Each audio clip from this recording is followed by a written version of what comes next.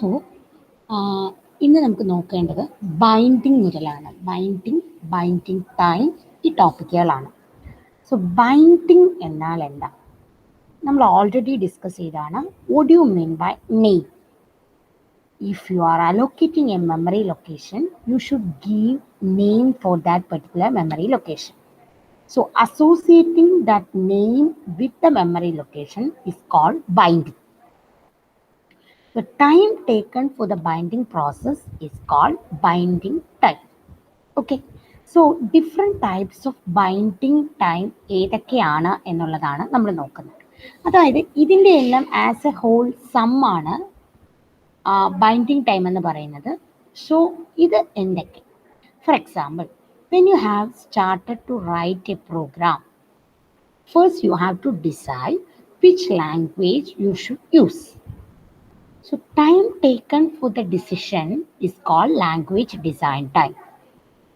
Then after that, you have to define or you have to decide what are the programming language concepts you have to use.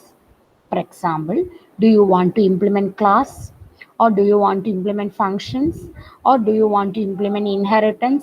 Likewise, you have to discuss or you have to decide what language constructs are you are going to use. So that is decided within language implementation time.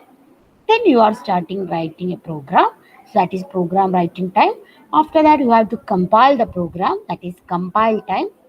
Then the compiler will compile the program, and linker is a system software that will link all the libraries with the program. You have already studied what is the purpose of linker. Linker is a system software and it will link all the needed libraries with the program. Then loader will load that particular program from secondary memory to main memory. From secondary memory to main memory. Then runtime, during the runtime, execution will happen. So these are the different types of binding time. This is very much important question. Language design time, language implementation time, program writing time, compile time, link time, load time, and runtime. So the sum of these all times are called binding time. Clear? So you will get a question from this topic. So whatever I have explained, this is all written in this area. Okay, so you can read this slides to get right explanation for this. Then now we are going to discuss about the types of binding. There are two types of binding: static binding and dynamic binding. So what do you mean by static and dynamic? So in this subject, we will discuss lot of classifications, static and dynamic. So if you are discussing static or dynamic, static means whatever you are doing before runtime or during compile time. Whatever you are doing before runtime is static. Whatever you are doing during runtime is dynamic. Okay, അപ്പം എവിടെയൊക്കെ static എന്ന പേര് വന്നാലോ അതെല്ലാം അതിൻ്റെ meaning എന്താണ്? Before run time ആണ്.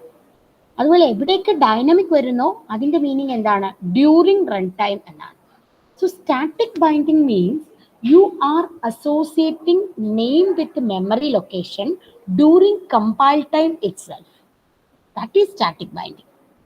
And the system associating name with memory location during runtime is called dynamic binding.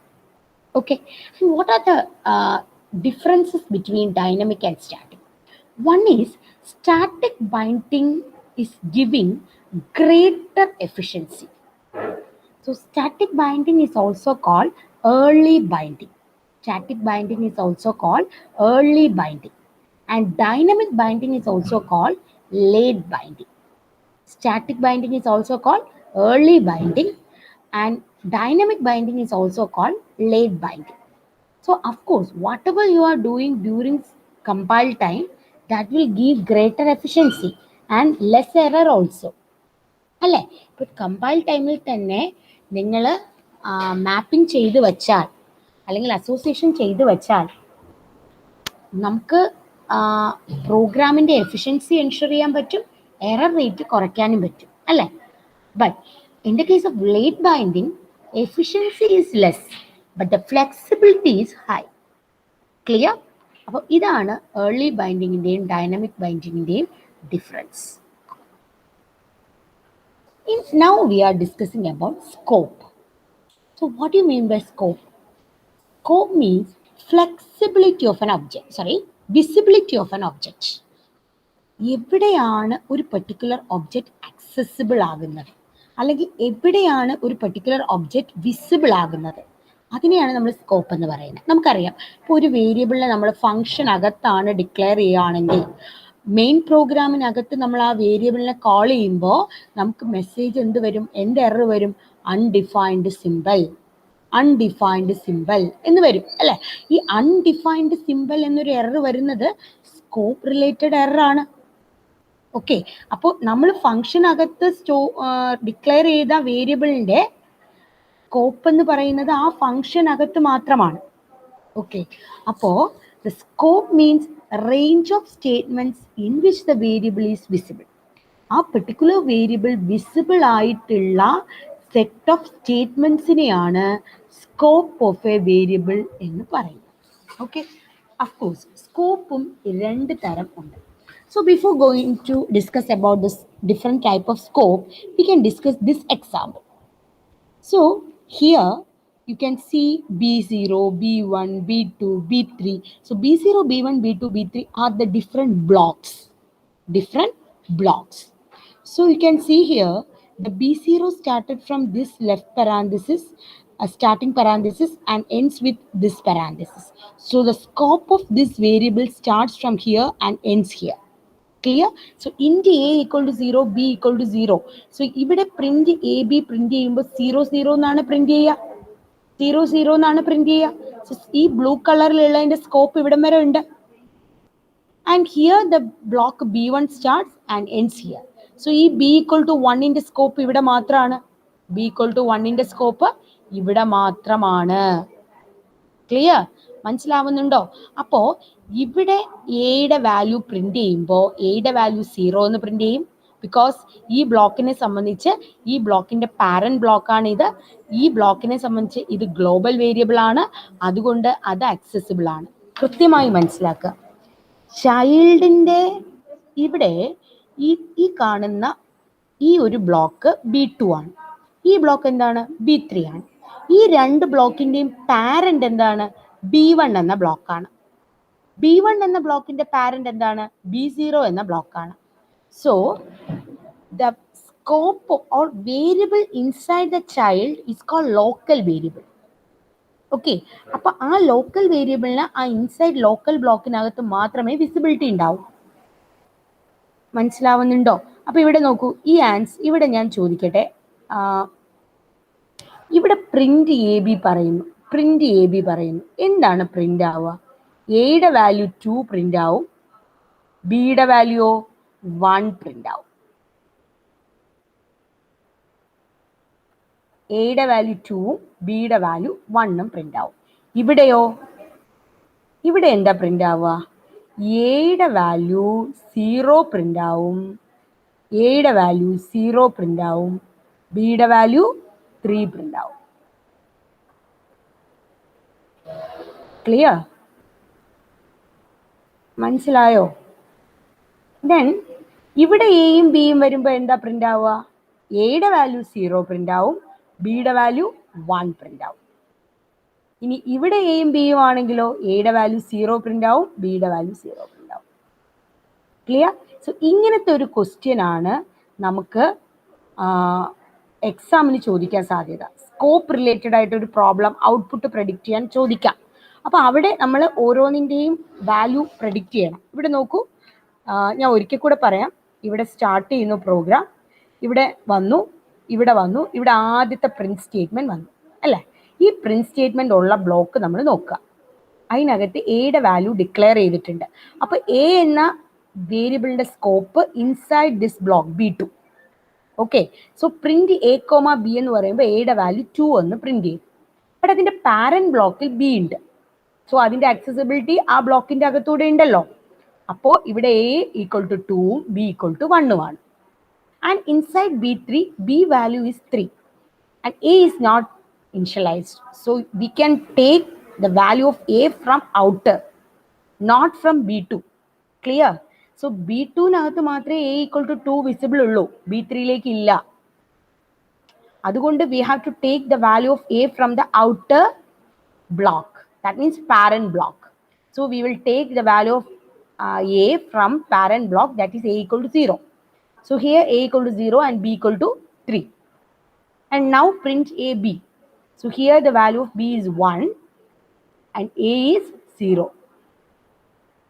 ഇവിടെ ബ്ലോക്ക് B3 വാല്യൂ ഒരിക്കലും ബ്ലോക്ക് B1 വരില്ല അല്ലേ? ബ്ലോക്ക് B2 വാല്യൂവും ബ്ലോക്ക് B3 വരില്ല, സോറി B1 വരില്ല. ദെൻ ലാസ്റ്റ് പ്രിന്റ് AB എന്താ? A0 B0. So ചൈൽഡിന്റെ scope ഒരിക്കലും പാരന്റിന് കിട്ടില്ല, but പാരന്റിന്റെ scope ചൈൽഡിന് കിട്ടും. Clear? Two types of scoping, static scope and dynamic scope. So static scope rules and dynamic scope എന്ന് പറഞ്ഞാൽ, static scope എന്ന് പറഞ്ഞാൽ scope will not change. Scope of a variable will not change during the execution. Whatever scope we have defined, that will remain constant during the execution. That is static scope. So this is an example of static scope actually. This is an example of static scope. Whatever scope you have defined, that will not change during the execution. But dynamic scope means it depends on the current state of program execution. The scope will change with the execution. Okay. So നമുക്ക് static സ്കോപ്പും dynamic സ്കോപ്പിന്റെ റൂൾസിലേക്ക് പോവാം. അതിനു മുമ്പ് നമുക്ക് life time എന്താണെന്ന് കൂടെ നോക്കാം. What do you mean by lifetime? What is the difference between lifetime and scope? You can see here. This is an example. Here, sum is a variable. So where is the visibility of sum? Inside compute, right? Inside compute. Sum is a variable which is declared inside the function compute. So scope of sum only within the compute. Clear? But what do you mean by lifetime of sum? കൃത്യമായിട്ട് കേൾക്കുക. Lifetime of sum extends to print header also. Why? Because print header is called from compute.